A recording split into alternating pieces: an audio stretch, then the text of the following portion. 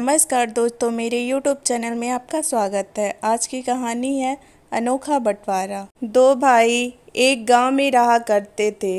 एक भाई का नाम था राम और दूसरे का नाम था श्याम। राम बड़ा भाई था और श्याम छोटा। दोनों भाई स्वभाव से बिल्कुल ही अलग थे। बड़ा भाई राम सदा मस्ती के मूड में ही रहता। वह मेहनत करने से हमेशा कतराता रहता था, लेकिन छोटा भाई श्याम बहुत मेहनती था। छोटा भाई श्याम ही घर का सारा खर्च चलाता था। बड़ा भाई छोटे भाई के मेहनत के पैसों पर ही मौज करता। श्याम बहुत सीधा साधा था और राम बहुत ही चालाक। श्याम जो पैसे कमा कर लाता, उनसे लाए हुए सामान से ही राम की जिंदगी चलती। फिर भी श्याम कभी बुरा न मानता। राम खुद भरपेट भोजन कर लेता और श्याम के लिए बचा कुचा जो बचता वह छोड़ देता। लेकिन एक दिन कुछ ऐसा हुआ कि दिन भर का सारा काम करके थका हारा श्याम जब घर पहुंचा तो राम घर पर नहीं मिला। श्याम के पेट में चूहे कूद रहे थे। सारा रसोई घर खाली पड़ा था और खाने को कुछ भी नहीं था। भूख के मारे श्याम का बुरा हाल था।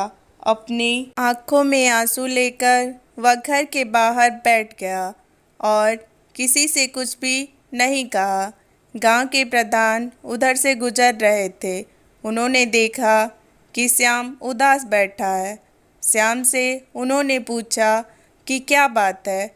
पहले तो श्याम ने बताने से मना किया, लेकिन प्रधान जी के ज़्यादा पूछने पर श्याम ने अपनी आप बीती कह सुनाई। श्याम की आप बीती सुनकर प्रधान जी के भी आंखों में आंसू आ गए। वह श्याम को अपने घर ले गए। पहले तो प्रधान जी ने श्याम को भरपेट भोजन करवाया और बोले, तुम सारा दिन इतनी कड़ी मेहनत करते रहते हो और तुम्हारा बड़ा भाई राम मौज मस्ती करता है।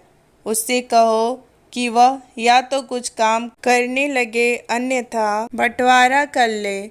उससे अलग रहो और वह तुमसे अलग रहे, तब उसे काम की और तुम्हारी अहमियत का एहसास होगा।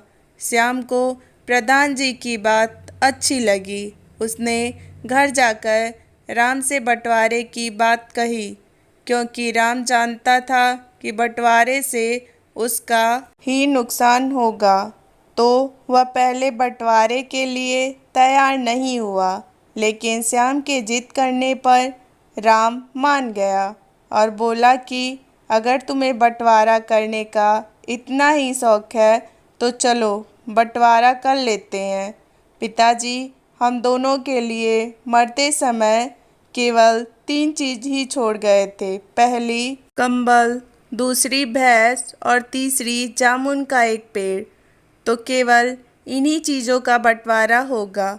श्याम बोला, मुझे यह शर्त मंजूर है। राम बहुत चालाक था। वह इसमें भी कुछ अपना फ़ायदा ढूंढने की कोशिश करने लगा। उसे एक चाल सूझी और बोला, कंबल को 2 हिस्सों में काटकर किसी के भी काम का नहीं रहेगा। इसलिए ऐसा करते हैं कि दिन में इस कंबल को तुम रख लो और यह कंबल रात को मेरे काम आएगा। इसी तरह एक भैंस को भी बांटा नहीं जा सकता, तो भैंस का आगे का मुंह का हिस्सा तुम्हारा हुआ और पीछे का मेरा। अब बचा पेड़, तो जामुन के पेड़ के नीचे का भाग तुम्हारा होगा और ऊपर का मेरा। अब यह बंटवारा बराबर बराबर हो गया है। अभी भी कोई शक है तो तुम मुझे बता सकते हो, राम ने कहा। श्याम बहुत ही सीधा था। उसे राम की चालाकी समझ में नहीं आई और उसे बंटवारा ठीक लगा। वह खुशी खुशी कंबल को लेकर अपने काम पर चला गया। दिन में बहुत ही तेज धूप निकलती थी, तो श्याम को कंबल की ज़रूरत ही नहीं पड़ी। शाम को जब ठंडा मौसम हो गया, तब उसने वह कंबल ओढ़ लिया। रात होते ही राम कंबल लेने श्याम के पास पहुंच गया और बोला कि तुम्हारा कंबल ओढ़ने का समय खत्म हो गया है। रात में यह कंबल मेरा है। श्याम दिन भर काम करके परेशान था।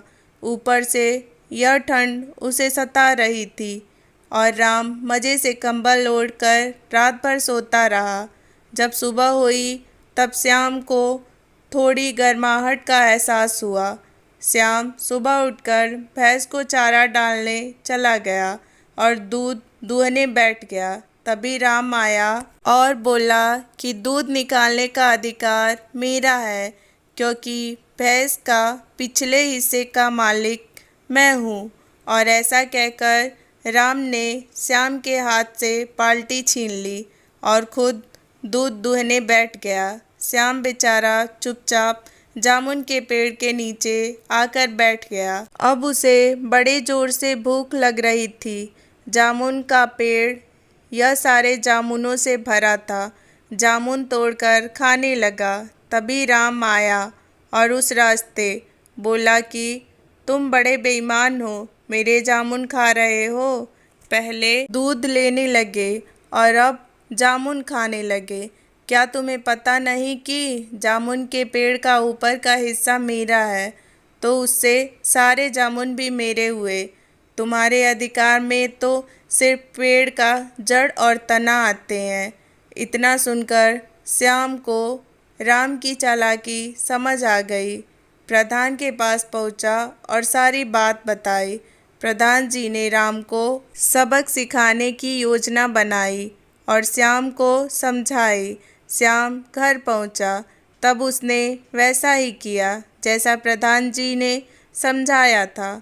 उसने दिन के समय कंबल को पानी में भिगो दिया। जब राम कंबल लेने आया तो गीले कंबल को देखकर झुंझला गया और बोला कि अब मैं रात में क्या ओढ़ूंगा। श्याम ने भी कड़क कर जवाब दिया कि दिन में यह कंबल मेरा है, इसका कुछ भी करूँ, चाहे ओढ़ूं या भिगाऊं। अगली सुबह जब राम दूध दूहने बैठा तभी श्याम ने एक लाठी की भैंस की गर्दन पर जोर से दे मारी।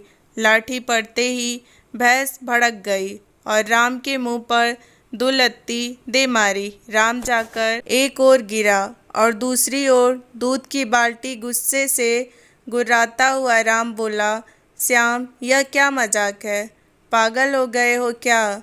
श्याम ने भी एक कड़कदार जवाब दिया और बोला कि भैंस के आगे का हिस्सा मेरा है, मैं उसका कुछ भी करूं, उससे तुम्हें क्या मतलब। राम श्याम की ओर हैरानी से देखता ही रह गया।